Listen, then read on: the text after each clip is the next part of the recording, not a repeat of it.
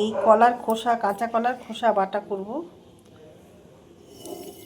আমি এগুলো আগে সেদ্ধ করে নেব। এর মধ্যে আমি একটু লেবু বা ভিনিগার দিয়ে দেবো, তাহলে বাটিটা কালো পড়বে না। দেখো, একটু ভিনিগার দিয়ে দেবো আমি।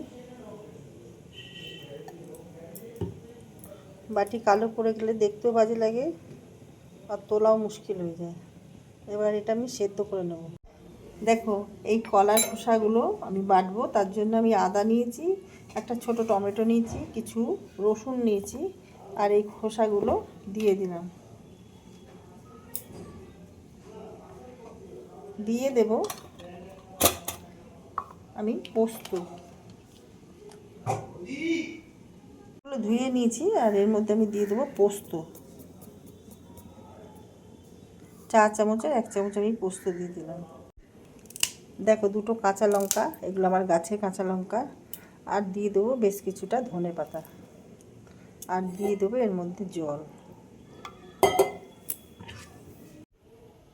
দেখো, আমি সর্ষের তেল দিয়ে দিচ্ছি এর মধ্যে।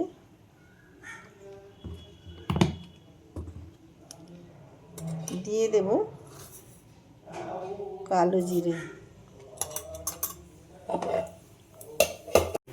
দেখো, যে পেস্টটা করে রাখলাম কাঁচা কলা খোসা বাটা, সেটা দিয়ে দিলাম।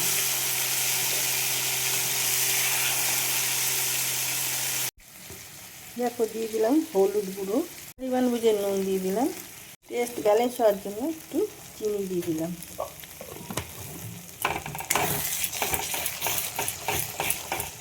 এবার এটাকে ভাজা ভাজা করে দিতে হবে।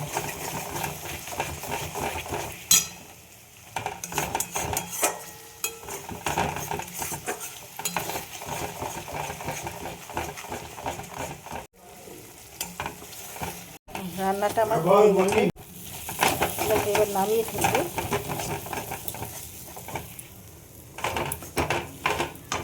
হয়ে গেছে আমার এটা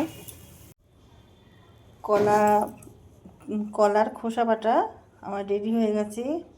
এই রকমভাবে বাটলে গরম ভাতে দারুণ খেতে লাগে, ভীষণ সুন্দর হয়, সুস্বাদু হয় খেতে। তো তোমরাও বাড়িতে ট্রাই করতে পারো। ভিডিওটা ভালো লাগলে লাইক, শেয়ার, কমেন্ট করে আমার পাশে থেকো।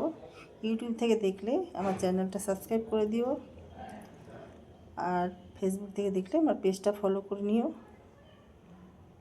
ভিডিওটা এখানেই শেষ করলাম। সবাই ভালো থেকো। Thank you.